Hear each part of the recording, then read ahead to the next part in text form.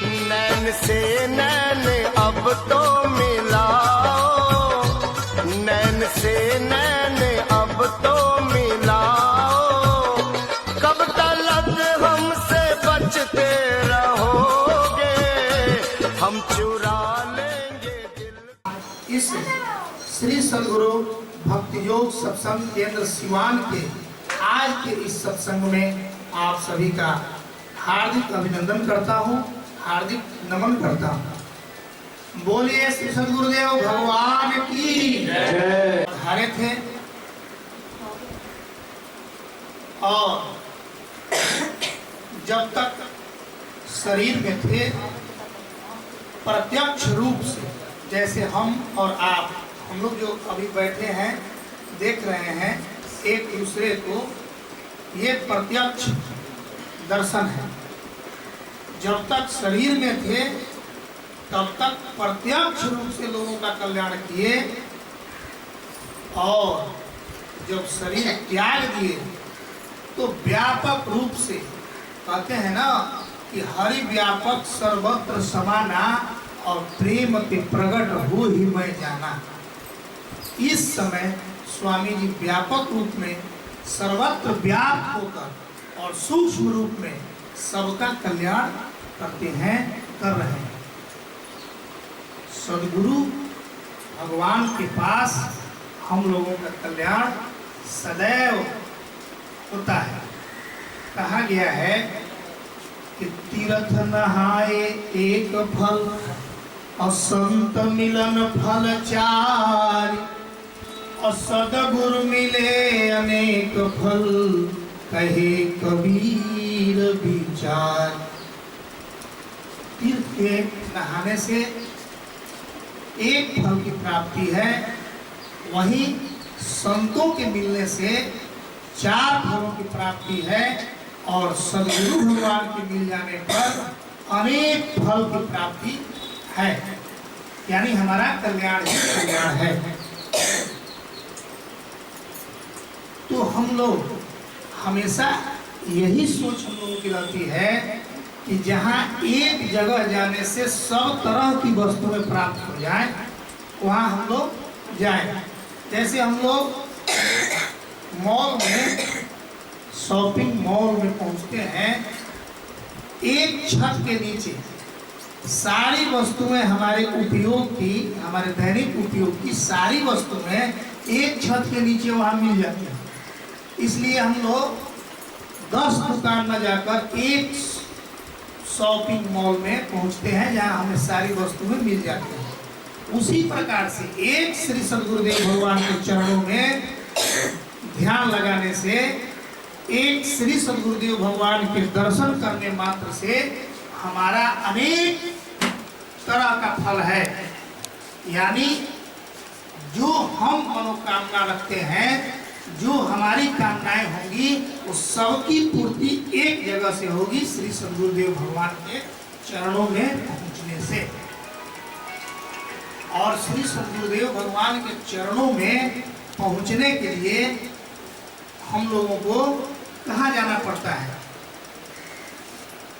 हम लोगों को सत्संग में जाना पड़ता है। सत्संग ही वह द्वार है, सत्संग ही वह माध्यम है जहां हमें श्री सद्गुरुदेव भगवान का पता स्पष्ट रूप से मिलता है। और सत्संग में श्री सद्गुरुदेव भगवान का छाया चित्र, सत्संग कहने वाले भगवान का छाया चित्र खींचते हैं और उनका एड्रेस यानी उनका पता बतलाते हैं कि इस जगह पर सद्गुरुदेव भगवान मिलेंगे। इस तरह का गुण यदि होगा तो हम उन्हें सद्गुरु भगवान कहेंगे। तब हम सद्गुरु के चरणों में पहुंचते हैं। हम लोगों का विश्वास, जब तक हम लोग विश्वास नहीं करते हैं परमात्मा में, तब तक परमात्मा हमें अपनाते नहीं हैं, और हम लोगों को विश्वास जल्दी आता नहीं। कारण है, विश्वास तभी आता है जब हम उस वस्तु के बारे में, उस व्यक्ति के बारे में उस स्थान के बारे में जिसका भी हम लोग अध्ययन करना चाहते हैं, उसके बारे में जब हम लोग जानते हैं और जानकर जब हम लोग स्पष्ट हो जाते हैं, दृढ़ हो जाते हैं, तब हमें विश्वास आता है। श्री रामचरितमानस में तुलसीदास जी ने लिखा है कि जाने बिनु नहीं होई प्रतीति, और बिनु प्रतीति होई नहीं प्रीति। बिना जाने भगवान के बारे में, बिना जाने हमें विश्वास नहीं होगा, और जब हम जान जाएंगे और हमें विश्वास आ जाएगा तो हमारा भगवान के चरणों में प्रीति अपने आप उत्पन्न हो जाएगी, हम अपने आप भक्ति करने लगेंगे। लेकिन समस्या कहाँ है कि हम लोग जानना भी नहीं चाहते। हम लोगों को जैसे ही कोई जनाने की बात शुरू करता है, हम लोग वहां से भाग खड़े होते हैं। भय होता है, हम लोगों के अंदर भय व्याप्त हो जाता है कि हम जिस व्यक्ति से बात कर रहे हैं, हम जहाँ जा रहे हैं, जिस सत्संग में जा रहे हैं, वहाँ तो सत्य की बात हो रही है, उस सत्संग में परमात्मा को जानने की बात हो रही है। वहाँ हमारा मन घबराता है, भय उत्पन्न करता है और भीतर से प्रेरणा करता है कि वो जहाँ जा रहे हो वहाँ पे सत्य की बात हो रही है, परमात्मा को जानने की बात हो रही है। और जब तुम परमात्मा को जानोगे तो तुम ये जो अभी कर रहे हो, जो भोग का कार्य कर रहे हो, जो भूल भुलैया में पड़े हो, ये तो तुम्हारा छूट जाएगा। और इस भय से हम लोग सत्संग में जाने से डरने लगे। लेकिन मैं कहता हूँ कि वो भय भी जो मन के द्वारा भय उत्पन्न किया हुआ है, उस भय को भी नाश करने की क्षमता अगर कहीं है तो वो सत्संग में है। वो श्री सद्गुरुदेव भगवान के चरणों में पहुंचने से उस भय का नाश हो जाता है और वो मन जो बलवानों से भी बलवान है, जो राक्षस से भी बड़ा भारी राक्षस है, उस पर हम लोग विजय प्राप्त कर लेते हैं। जब हम सत्संग में नित्य पहुंचते हैं तो उस पर हम लोग विजय प्राप्त करते हैं। खेत में नित्य दिन जब हम लोग पहुंचते हैं तो नित्य वहां के घास पात को उखाड़ फेंकते हैं, और फेंकते फेंकते क्या होता है, खेत हमारा बिल्कुल पवित्र निर्मल हो जाता है। और जब खेत निर्मल हो जाता है तब उसमें हम जो बीज बोते हैं, उस बीज का फल दोगुना चौगुना हमारे सामने होता है। उसी प्रकार से हम जब सत्संग में पहुंचते हैं तो हमारा जो अंदर का घास पात रूपी भय है, मोह है, लोभ है, क्रोध है, मद है, जिस अभिमान में हम लोग फूलते रहते हैं कि मैं इतना बड़ा धनवान हूँ, मैं इतना बड़ा ज्ञानवान हूँ, मैं इतना बड़ा बलवान हूँ, मैं इतना बड़ा रूपवान हूँ, ये जो अभिमान है, ये सारे राक्षसों का या सारे घास पत्तों का जिस रूप में आप समझे, इनका समूल नाश होता है और फिर ये कभी उगते नहीं, और फिर ये कभी कुतर्क उत्पन्न करने के लिए हमारे सामने प्रस्तुत नहीं होंगे। ये हार कर बैठ जाएंगे, बैठ ही नहीं जाएंगे। वो मन हमारा दास बनकर और हमारे साथ ही परमात्मा की खोज में सहयोग करने लगेगा। वही मन, जो मन आज यहाँ आने के लिए मना कर रहा है, वही मन जब हम दृढ़ प्रतिज्ञ हो जाते हैं, जब हम संकल्पित हो जाते हैं, जब हमें ज्ञान होने लगता है, तो वही मन दास बन जाता है। लेकिन अभी हमारा मन हमारा दास नहीं है, वो मालिक बन के बैठा हुआ है।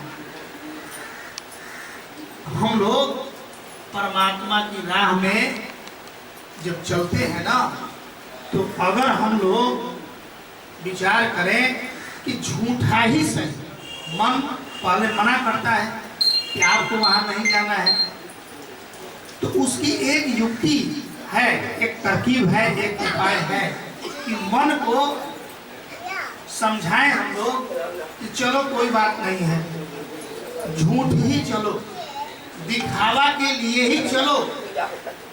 लेकिन मैं आपसे कहता हूं कि अगर इस तरकीब का हम लोग साधन करें, इस तरकीब का उपयोग करें और मन को बहला फुसला कर कुछ दिन के लिए झूठा ही अगर हम लोग दिखावा के लिए ही पहुंचे, आडंबर के लिए ही पहुंचे, पाखंड के लिए ही पहुंचे, जिसे हम लोग कथा कथित कहते हैं ना, ये सब कुछ पाखंड है, ये सब कुछ गोरख धंधा है।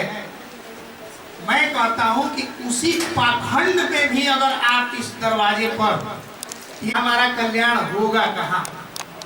वो मन तभी जानेगा जब हम मार्ग पर चलेंगे। बोले श्री सद्गुरुदेव भगवान की। आएगा जब रे बुलावा हरि का, छोड़ के सब कुछ जाना पड़ेगा। आएगा जब रे बुलावा हरि का, छोड़ के सब कुछ जाना पड़ेगा। आएगा जब रे बुलावा हरि का, छोड़ के सब कुछ जाना पड़े। नाम हरि का,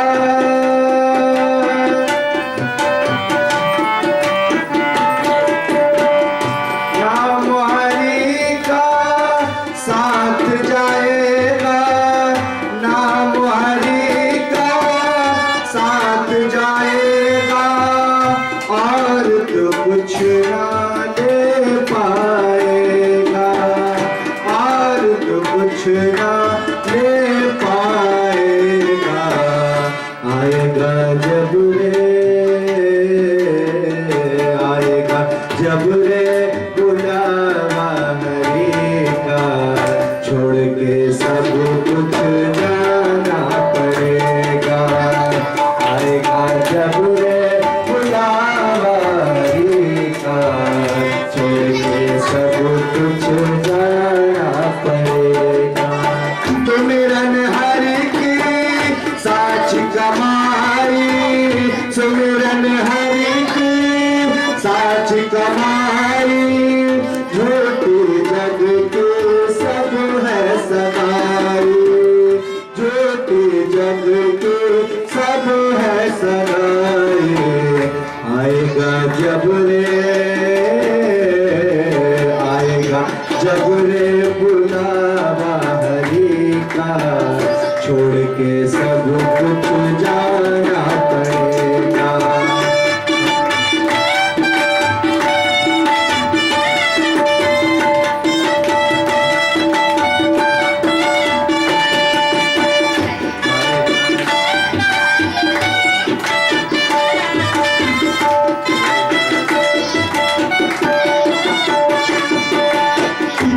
की जय, हलवा धाम की जय।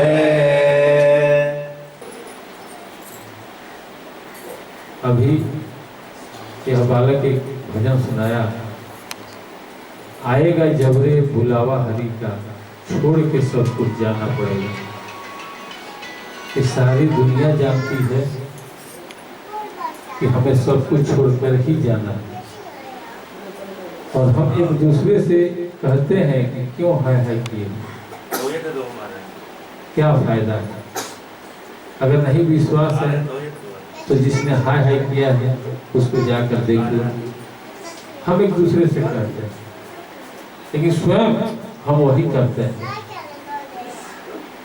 हम समाज में जो अच्छा कहते हैं कि लोगों को अच्छा लगे, हम अपने अंदर झांक कर देखें तो 90% लोग हैं जो वही करते हैं।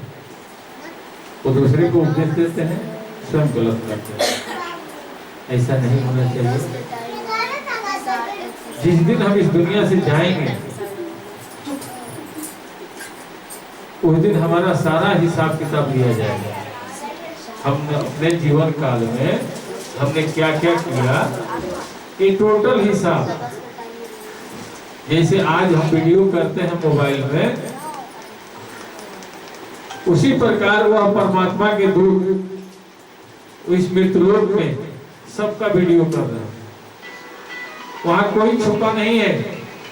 सबको वहां सामने वो दिखा देंगे कि भाई तुमने जो अपने जीवन काल में किया वो सामने है। सत्संग एक बार नारद जी को बोला गया कि आप जाइए नारद जी सत्संग सुनकर आइए। तो नारद भगवान ने कहा कि सत्संग हम कहाँ सुनने जाएंगे? तो ब्रह्मा जी ने कहा कि काम कीजिए, विष्णु भगवान पालन करता है, वो सबको सृष्टि को चलाते हैं, वही जानते हैं कि सत्संग क्या होता है, वहां जाइए। नारद भगवान जैसे ही गए विष्णु भगवान के दरबार में, तो उन्होंने देखा कि विष्णु भगवान अपने क्षीरसेजिया पर बैठे हैं और लक्ष्मी जी अपना वो पैर दबा रही हैं। नारद भगवान बोले कि हे परमात्मा, कैसे जगह आप भेज दिए? तो पूरा का पूरा परिवार है यहाँ तो पति पत्नी और सारे जितने भी गण हैं सब लोग अपना नाच गान कर रहे हैं, यहाँ सत्संग कहाँ मिलेगा? उन्होंने जैसे ही मेन दरवाजे से रिटर्न हुआ, वैसे ही विष्णु भगवान ने इशारा किया, वो जो दरवान थे दरवाजे पे उनको इशारा किया विष्णु भगवान ने, और दरवानों ने दोनों भल्ला को खड़ा कर दिया। नारद भगवान बोले कि क्या आपने किया? दरबानों ने बोला कि महाराज क्षमा, वो महाराज का कृपा है, विष्णु भगवान का आदेश हुआ है, आपको बाहर नहीं जाना है। उन्होंने फिर नारद भगवान विष्णु भगवान के पास गए, बोले कि ये क्या अत्याचार है भाई, हम तो आपके पास आए थे और हमने आपकी माया नगरी देख करके रिटर्न होना चाहा, फिर आपने मुझे रोक लिया। विष्णु भगवान ने कहा कि नारद, हे नारद, तुम यहाँ आए हो किस उद्देश्य से? अपना उद्देश्य बताओ। तो नारद जी ने कहा कि मुझे सब देवताओं ने बोला कि विष्णु भगवान के पास जाओ, वहां सत्संग सुनने को मिलेगा, हम आपके पास सत्संग सुनने के लिए आए थे, लेकिन आप तो किसी और सत्संग में लगे हैं। विष्णु भगवान बोले कि चलो, हम किसी और सत्संग में लगे हैं, अच्छी बात, तूने मुझे देखा, तुझे ध्यान सत्संग का नहीं था, तुम्हारा ध्यान मेरे ऊपर था, मेरे कर्मों पर था कि ये क्या कर रहे हैं, इनका कर्म ऐसा है तो एक सत्संग क्या सुनाएंगे। अगर तुझे सत्संग ही सुनना था तो तुम सीधे आते मेरे पास और पूछते कि महाराज हमको सत्संग सुनाइए। चलो अच्छा है, तुम देव ऋषि हो, तुम्हारी गलती क्षमा का योग्य है। एक काम करो, आपको सत्संग जानना है? नारद भगवान ने कहा कि हाँ सरकार, हमको सत्संग सुनना है। तो विष्णु भगवान ने कहा कि सामने देखो वो नाली है, दिखाई दे रहा है नाली। नारद जी ने कहा कि कौन नहीं देखेगा, वो सारा कचरा उसमें उधर से जा रहा है। तो उसी नाली में देखो एक कीट है, कीड़ा, जिसको कीड़ा हम लोग बोलते हैं, जिसको भोजपुरी में लोग बोलता है पिलुआ। वह देखो कीट ऊपर चढ़ रहा है और गिर रहा है और चढ़ रहा है, जाओ उससे पूछो कि सत्संग क्या है। नारद भगवान बोले कि महाराज हम चैतन्य हैं, वो अचेतन है, वो क्या बताएगा। विष्णु भगवान ने बोला कि पहले गुरु का आदेश का पालन करो, गुरु क्या कह रहे हैं ये मत सुनो, ये मत करो, वो क्या कर रहे हैं, वो क्या कह रहे हैं इस पर ध्यान दो, गुरु ने क्या कहा उस पर ध्यान दो। नारद भगवान का जा करके उस नाली में जो कीड़ा था उससे उन्होंने कहा कि हे कीट महाराज, आप हमें सत्संग का मतलब बताइए कि सत्संग किसे कहते हैं। वह बेचारा कीड़ा और ऊपर आने ही वाला था, जैसे ही इनका वाणी उसके कान में गया उसी पर से छटपटा के नीचे गिर गया और गिर करके वो मर गया। अब वो पानी में जब गिरा तो नारद भगवान को लगा कि अभी जिंदा है, लेकिन जब जीव निकल जाता है तो शरीर हल्का हो जाता है। ये सारे लोग जानते हैं। पानी में हम उसी समय तक डूबते हैं कि जब तक प्राण है। जैसे ही इसमें से प्राण निकला कि हम पानी में तैरने लगते हैं, सही है ना। तो वह कीट नाली में तैर करके अपना जाने लगा, बहने लगा। तो नारद भगवान को एहसास हो गया कि हे भगवान, ये तो मर गया, ये सत्संग शब्द सुन करके मर गया, ये तो इसका पाप हमारे मुड़ी पर चढ़ गया, जीव हत्या है। फिर वापस आए, बोले कि महाराज किस जन्म का बदला आप ले रहे हो। अरे हमने थोड़ा सा आपके बारे में गलत सोचा था। उन्होंने क्या गलत सोचा था कि विष्णु भगवान यहाँ अपने परिवार के साथ विलास कर रहे हैं और यहाँ परियां नाच रही हैं, तो ये परमात्मा को क्या बताएंगे, सत्संग क्या बताएंगे। लेकिन इतनी सी छोटी सी गलती की इतनी बड़ी आप सजा दे दी कि जीव हत्या मेरे ऊपर चढ़ गया। विष्णु भगवान बोले अरे तुम क्रोधित मत हो, क्या हुआ वो कीट बताया। उन्होंने कहा वो बताएगा क्या, मैंने जैसे ही उससे पूछा वो पानी में गिर करके दहते हुए चला गया, वो तो बेचारा मर गया। विष्णु भगवान बोले हो मर गया, चलो कोई बात नहीं है। नारद जरा पश्चिम की तरफ देखो कि एक गाय है बछड़ा दे रही है। नारद जी ने पीछे देखा तो देखा कह रही तो गाय एक बछड़ा अभी तुरंत जन्म दे रही है। बोला विष्णु भगवान कि आप उनके पास जाओ और वो जो बछड़ा है ना वो अभी परमात्मा के पास से आ रहा है, वही बताएगा कि सत्संग का मतलब क्या होता है। नारद भगवान भी इस पर विचार किए, कभी तो उसका जन्म हो रहा है तो उसको तो सब वहीं की बात मालूम होगी, चलो पूछते हैं। जैसे ही गाय के पास गए, बछड़ा बाहर आ गया था, गाय अपना चाट रही थी। वो बछड़े से जैसे ही पूछे कि हे बछड़े महाराज, क्या सत्संग का मतलब क्या होता है। जैसे ही उस बछड़े के कान में आया कि सत्संग का मतलब क्या होता है, वो बछड़ा छटपटा के वहीं पे मर गया। जैसे ही बछड़ा मरा, नारद भगवान को और क्रोध आ गया। वो तो कीट था, वो कीड़ा था, उसके माँ बाप नहीं थे कि नहीं मैं नहीं जानता हूं, लेकिन ये जो बछड़ा है इसकी तो माता गैया है यहाँ, उस पर अब क्या बीतेगी। हे विष्णु भगवान, हे ब्रह्मा जी, काहे के लिए हमको भेज दिए इस पाप के नगरी में। बेचारे क्रोधित होकर के फिर विष्णु भगवान के पास गए, बोले कि महाराज हमको अब सत्संग नहीं सुनना है, आपकी सत्संग आपको मुबारक हो, हम अब चलते हैं। विष्णु भगवान बोले कि अरे आप जाओगे कैसे, वहां सामने चौकीदार खड़ा है, वो जाने देगा तब तो जाओगे। हम लोग यहाँ से उठ करके अगर जाना चाहे तो जा सकते हैं, गेट खुला है, वहां गेट खुला है। लेकिन अगर उसी गेट पर कोई चौकीदार बैठा दिया जाए या ताला मार दिया जाए तो हम लोग जा सकते हैं। मजबूरी है, इसी में रहेंगे जब तक सत्संग समाप्त नहीं हो। तो नारद भगवान मजबूर हो गए, बोले कि अब मैं क्या करूं, बोलिए आप।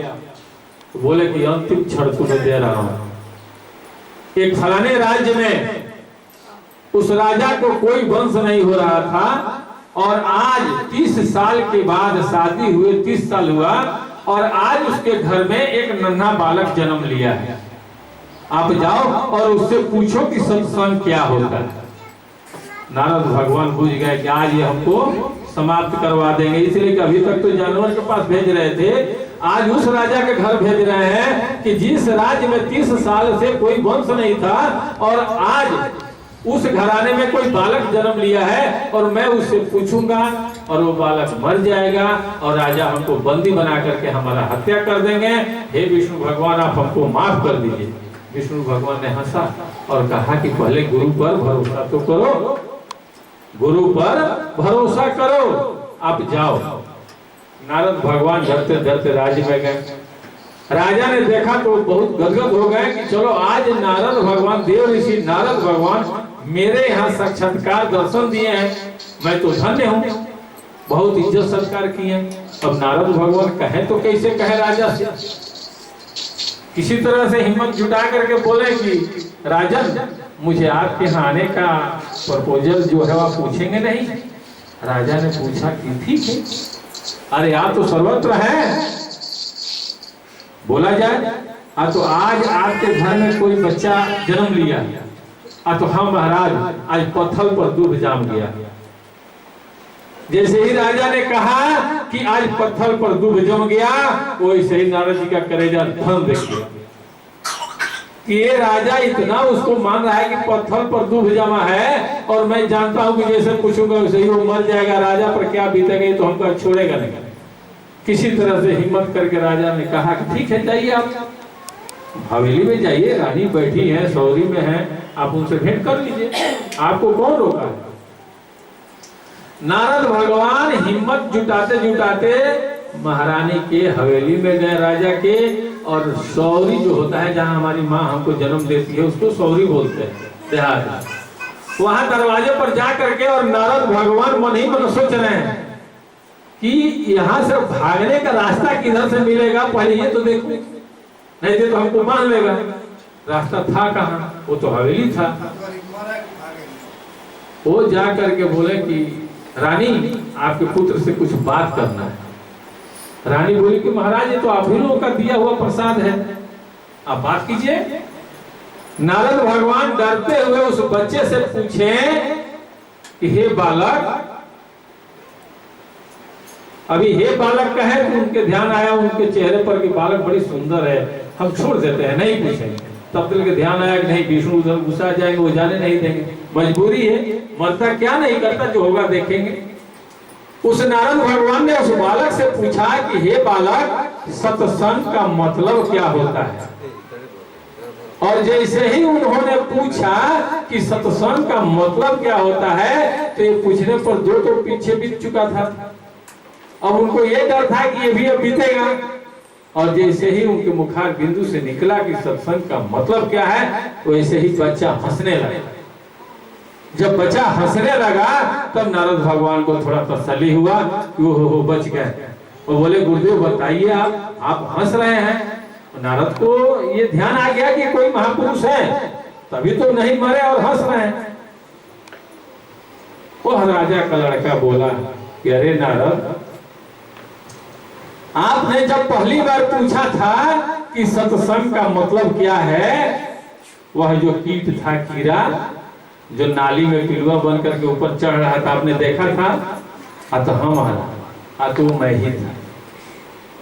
उसके बाद मेरा जन्म उस गाय के बछड़े में हुआ। जब मैं बछड़ा बन के धरती पर आया तो आपने पूछा था कि सत्संग का मतलब क्या होता है, और मैं वहां मर गया, मरा ना। तो बछड़े के बाद मेरा जन्म इस राजा के यहाँ हुआ। क्या अभी आपको सत्संग का मतलब समझ में आया कि नहीं आया?